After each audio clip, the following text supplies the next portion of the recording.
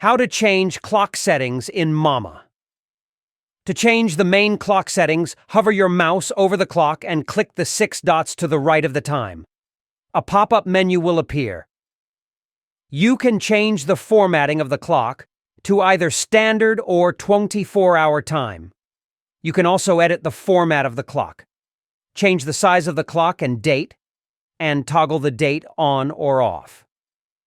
You can also add additional world clocks to your new tab page with Mama.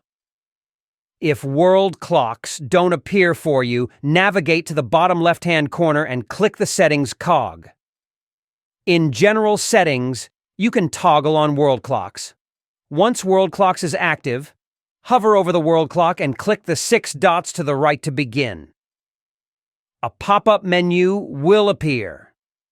Select your desired time zone from the drop-down menu and give it a name. Then click Add Clock. You can also change the clock formatting of world clocks in the same pop-up menu.